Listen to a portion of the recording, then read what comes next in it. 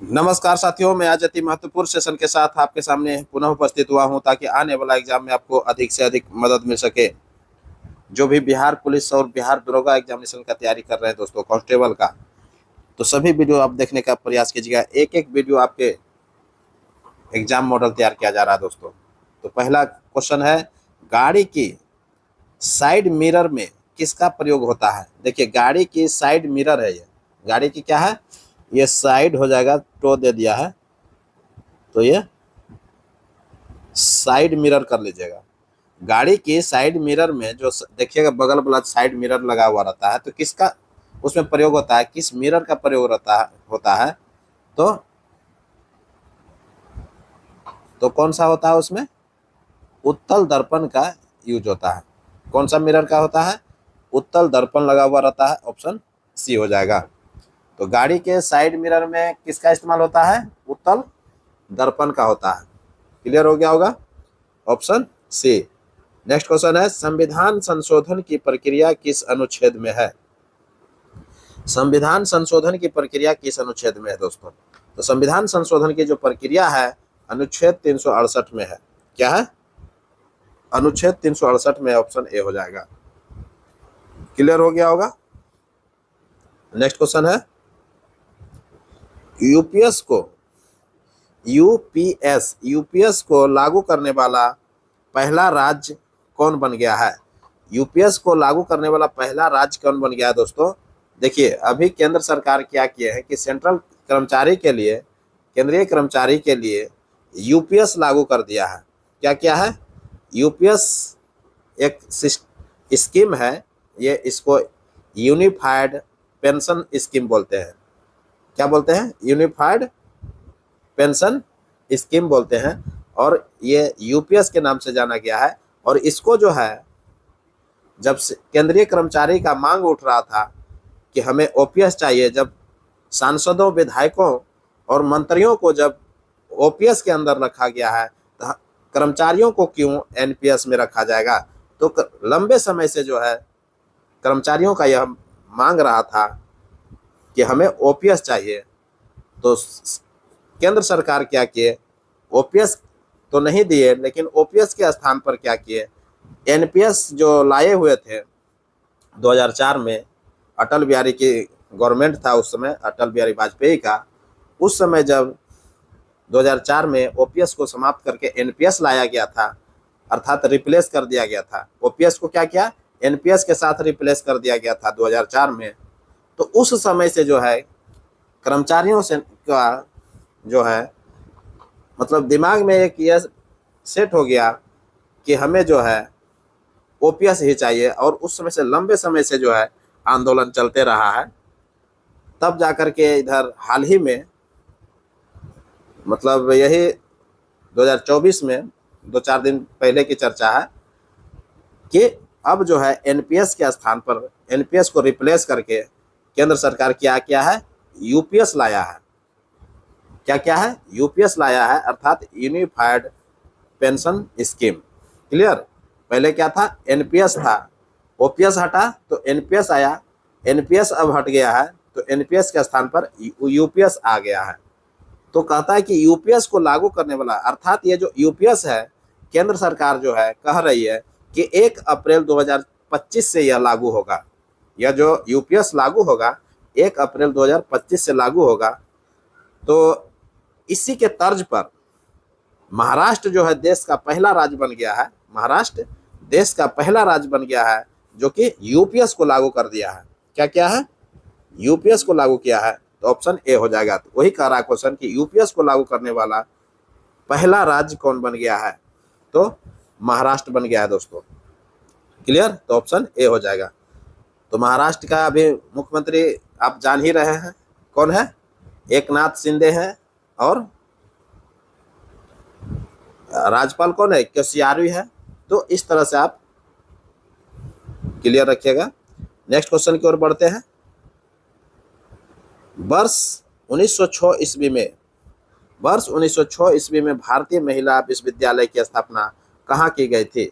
वर्ष 1906 ईस्वी में भारतीय महिला विश्वविद्यालय की स्थापना कहाँ की गई थी, तो मुंबई किया गया था। कहाँ किया गया था, मुंबई में किया गया था भारतीय विश्वविद्यालय की स्थापना 1906 ईस्वी में। कहा जा रहा है कि 1906 ईस्वी में भारतीय महिला विश्वविद्यालय की स्थापना कहाँ किया गया था? मुंबई में किया गया था। ऑप्शन ए हो जाएगा। नेक्स्ट क्वेश्चन है टेलर घाटी कहाँ है? क्या है? टेलर घाटी कहाँ है? तो टेलर घाटी जो है ये अंटार्कटिका में पड़ता है। कहाँ पड़ता है? अंटार्कटिका में पड़ता है। और इसका जो खोज किया था रॉबर्ट फाल्कन ने किया था। कौन किया था?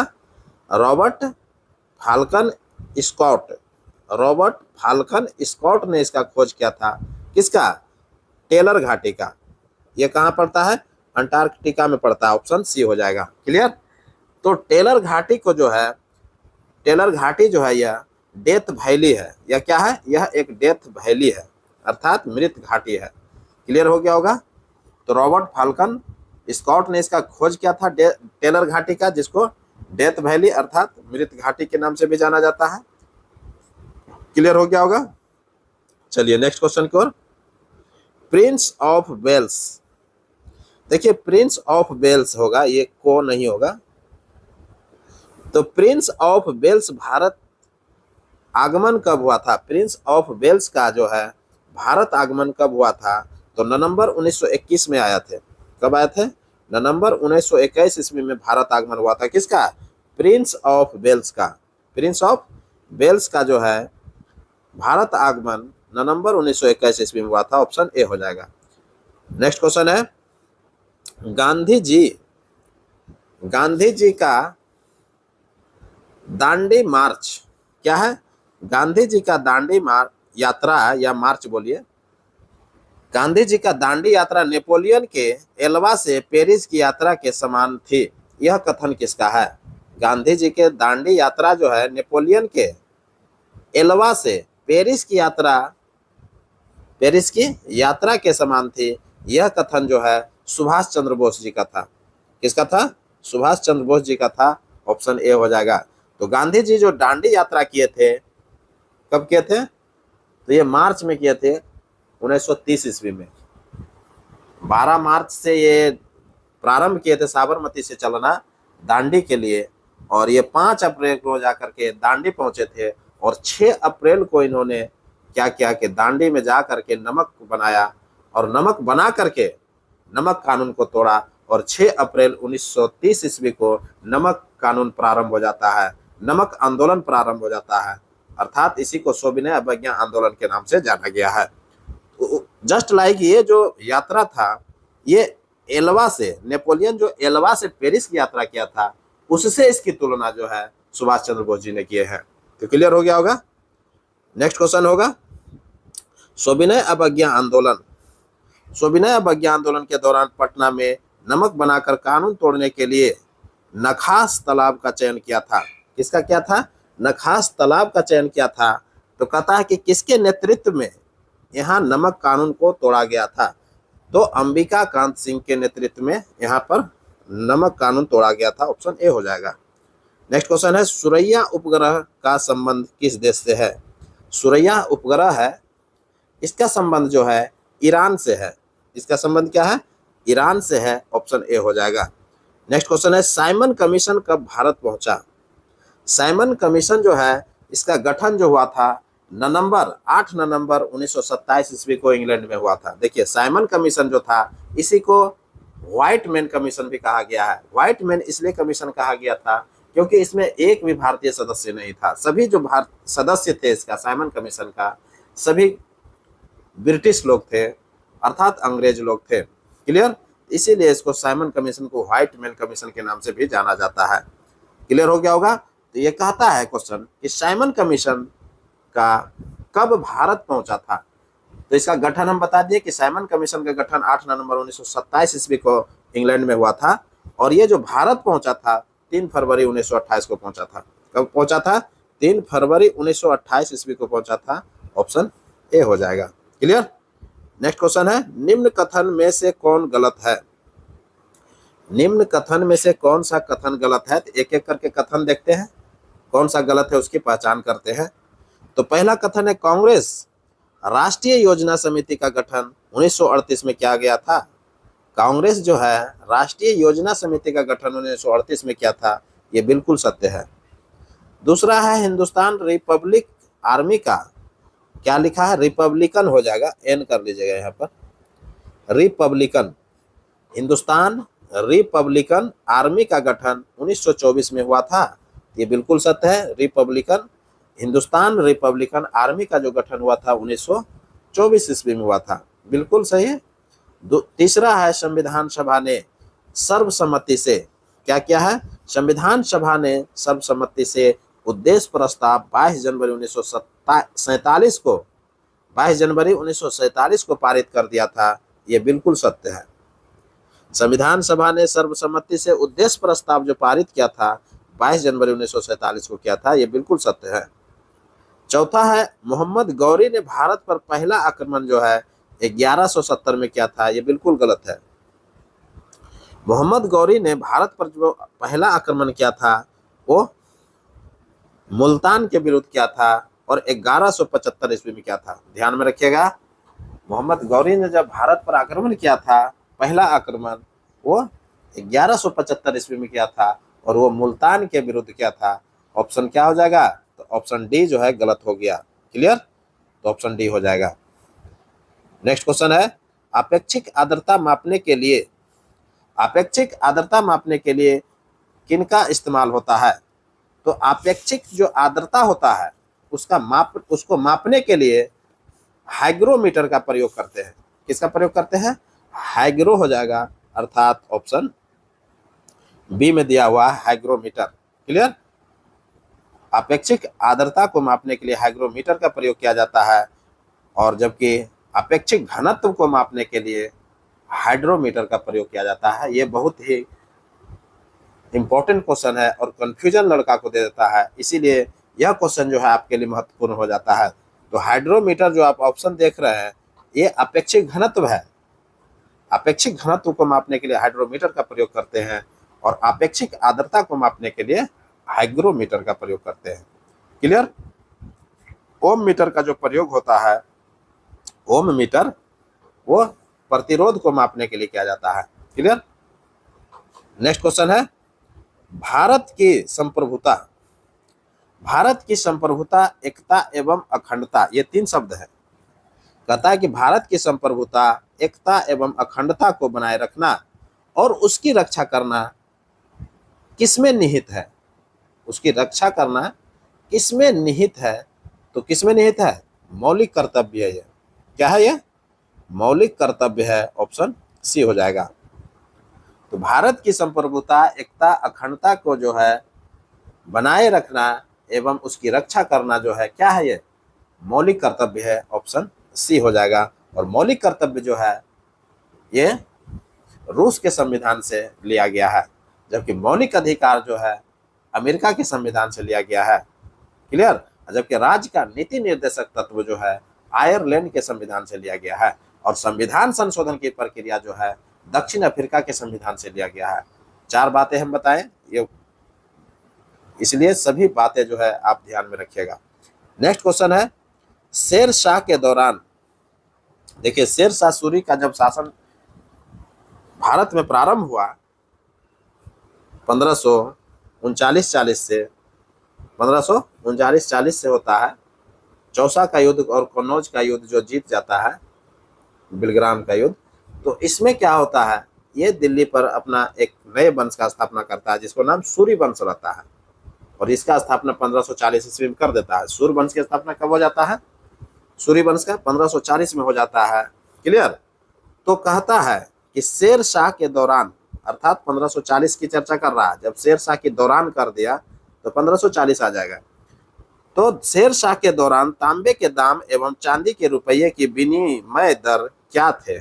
देखिए बहुत इंपॉर्टेंट क्वेश्चन है, कहता है कि शेर शाह के दौरान तांबा का दाम जो था और चांदी के रुपये की विनिमय दर क्या था, अर्थात तांबे के 64 जो अनुपात होते थे चांदी के 1 अनुपात के बराबर होते थे, अर्थात 64 रुपया जो है तांबे का होता था, 1 रुपया चांदी के सिक्के के बराबर।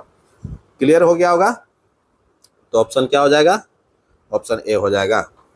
नेक्स्ट क्वेश्चन है हॉर्न ऑफ अफ्रीका के अंग थे, हॉर्न ऑफ अफ्रीका के अंग है, अर्थात हॉर्न ऑफ अफ्रीका में जो है कौन कौन सा देश आता है, तो सोमालिया आता है, इथोपिया आता है और जिबूती आता है।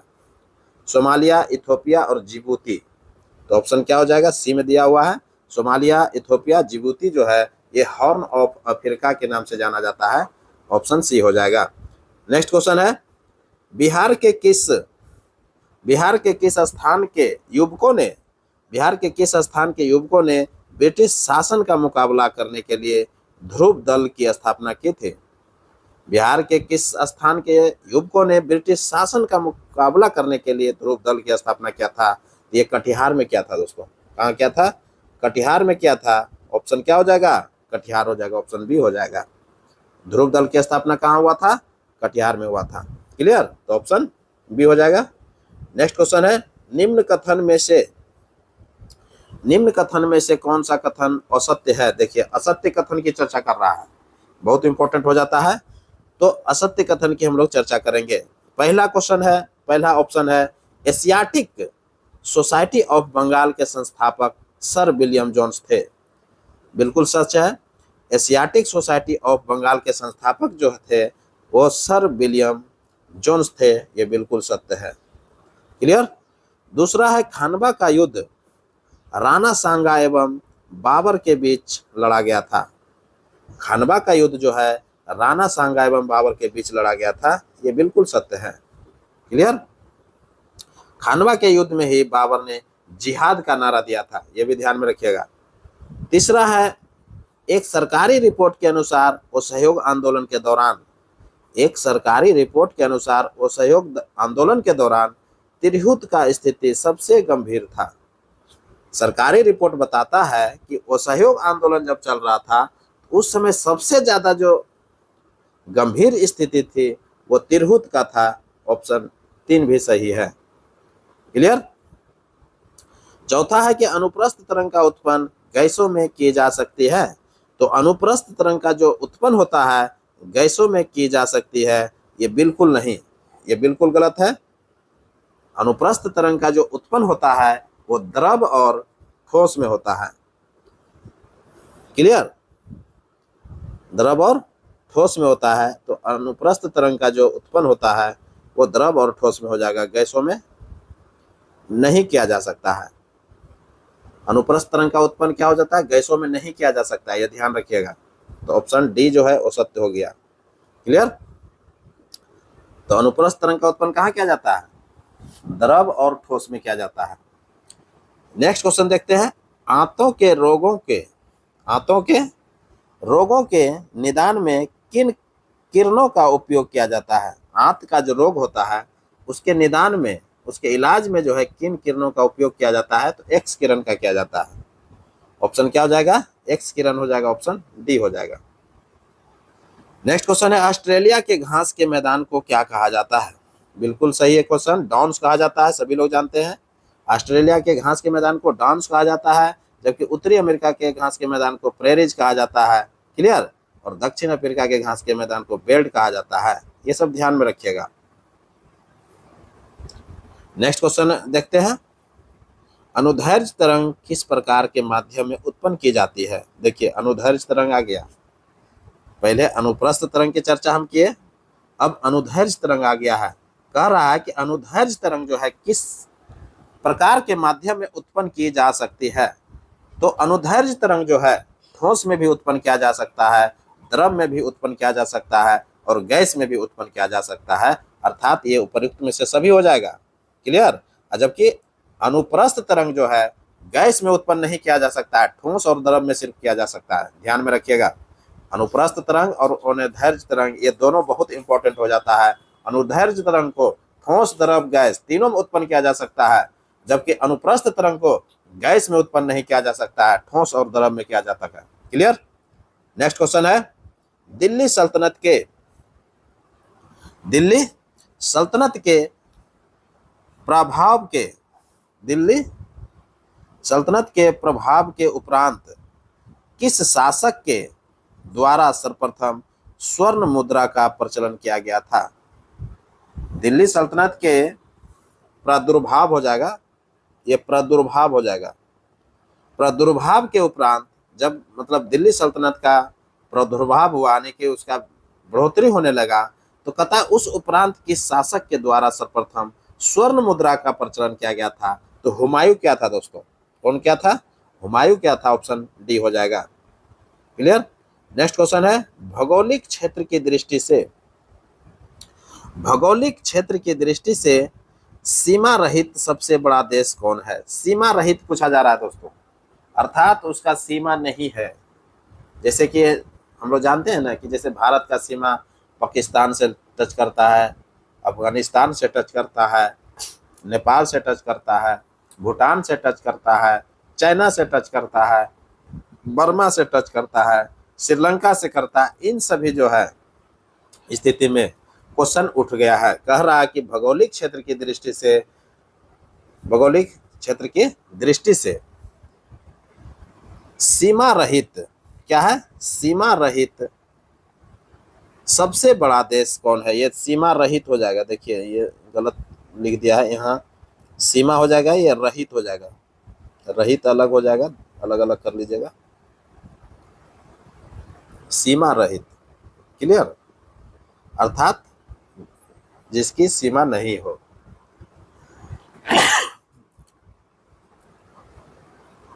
तो भौगोलिक क्षेत्र की दृष्टि से सीमा रहित सबसे बड़ा देश जो है वो जापान है, क्योंकि जानते हैं कि जापान जो है क्या है, ये समुद्र के टापू पर बसा हुआ है और ये छोटे छोटे टापुओं से मिलकर के जापान बना हुआ है। क्लियर, इसका सीमा नहीं है। तो सीमा रहित जो है सबसे बड़ा देश ये जापान को माना जाता है, तो क्या हो जाएगा? जापान हो जाएगा। क्लियर, ऑप्शन ए हो जाएगा।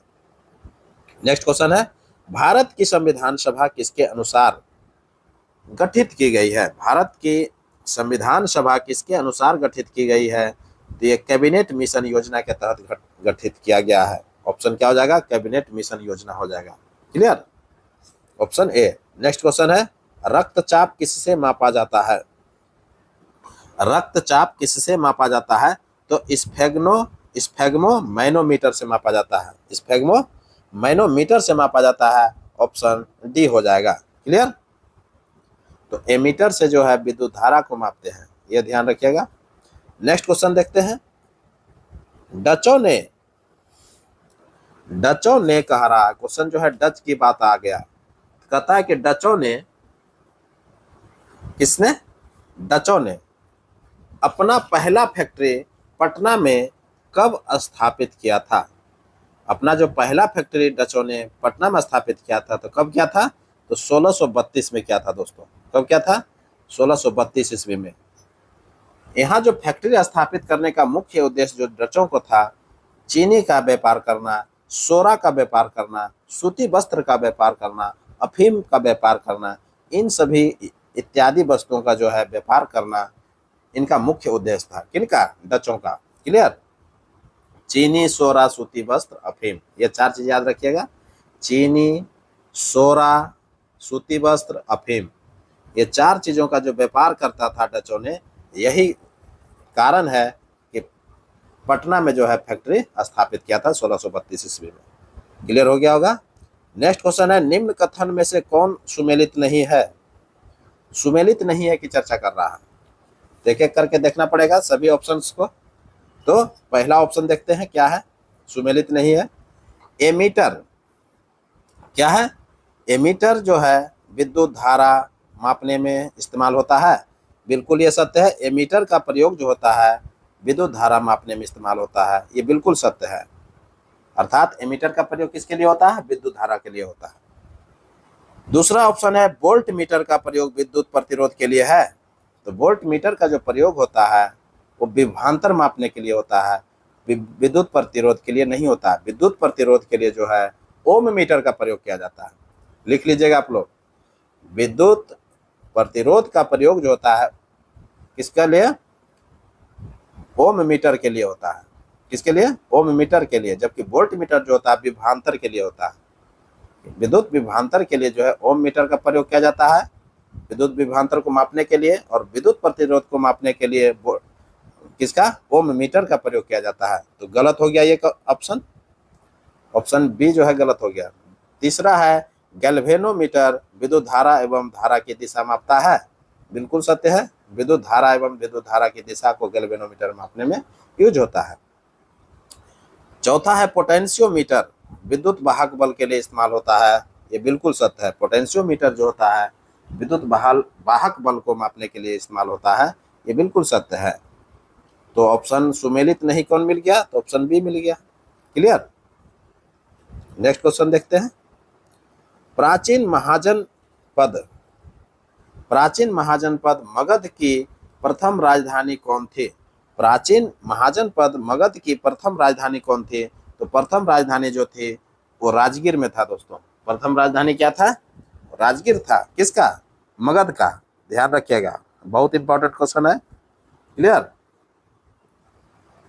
तो प्राचीन महाजनपद मगध की प्रथम राजधानी राजगीर थी। क्लियर। तो ऑप्शन क्या हो जाएगा? राजगीर हो जाएगा। ऑप्शन डी हो जाएगा।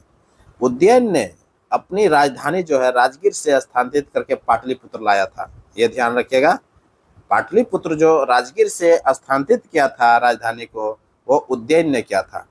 क्लियर। अर्थात उज्जैन ने पाटलिपुत्र की स्थापना किया था। क्लियर, ध्यान में रखिएगा। पाटलिपुत्र का स्थापना किसने किया था? उज्जैन ने किया था। राजगीर की स्थापना किसने किया था? बिंबिसार ने किया था। ये सब ध्यान में रखिएगा। नेक्स्ट क्वेश्चन देखते हैं। अदरक तना है, क्या है? अदरक तना है, जड़ नहीं, क्योंकि। क्वेश्चन पूछ लिया है, कहता है कि अदरक जो है तना है, जड़ क्यों नहीं है? इसका कारण आप बताइए। तो जड़ नहीं रहने का जो कारण है इसका, कि इसमें नोड एवं इंटरनोड होता है। अदरक क्या है?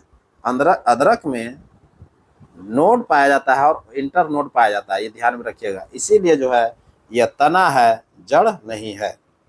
अर्थात क्या हो गया कि तना में जो है नोड और इंटरनोड पाया जाएगा, इससे कन्फर्म हो गया। और जड़ में नोड और इंटरनोड नहीं पाया जाता है, इससे स्पष्ट हुआ। जैसे तना का एग्जाम्पल हो गया प्याज, आलू, अदरक, ये सभी जो है तना का एग्जाम्पल है। क्लियर। तो अदरक क्या हुआ? तना है, जड़ नहीं है। क्यों नहीं है? क्योंकि इसमें नोड होता है एवं इंटरनोड होता है, दोनों होता है। किसमें? अदरक में। तो ऑप्शन क्या हो जाएगा? ऑप्शन डी में दिया हुआ है। ठीक, क्लियर। तो नेक्स्ट क्वेश्चन की ओर बढ़ते हैं। चंपारण सत्याग्रह के दौरान गांधी जी पर मुकदमा कहां चलाया गया था? तो चंपारण सत्याग्रह के दौरान जो है गांधी जी पर मुकदमा मोतिहारी में चलाया गया था। कहां चलाया गया था? मोतिहारी में चलाया गया था। ऑप्शन सी हो जाएगा। नेक्स्ट क्वेश्चन है, चंपारण आंदोलन के समय, यह अंतिम क्वेश्चन आ गया। चंपारण आंदोलन के समय बिहार का उपराज्यपाल कौन था? चंपारण आंदोलन जब हुआ था तो बिहार का जो उस समय उपराज्यपाल थे, कौन थे? एडवर्ड अल्बर्ट गेट थे। Edward Albert Gait. Option Edward Albert Gait. Option क्या हो जाएगा? सी हो जाएगा। क्लियर। तो 4 जून 1917 ईस्वी को गांधी जी एवं गेट की मुलाकात रांची में हुआ था। एक बार जब चंपारण आंदोलन की बात होता है तो क्या हुआ था कि चंपारण आंदोलन के पहले जो है 4 जून 1917 ईस्वी को गांधी जी एवं गेट की मुलाकात रांची में एक बार हुआ था। क्लियर रखिएगा। तो इसी के साथ अब इजाजत दीजिए हमको। एक नए वीडियो के साथ पुनः उपस्थित होऊंगा। तब तक के लिए पढ़िए। नमस्कार, जय हिंद।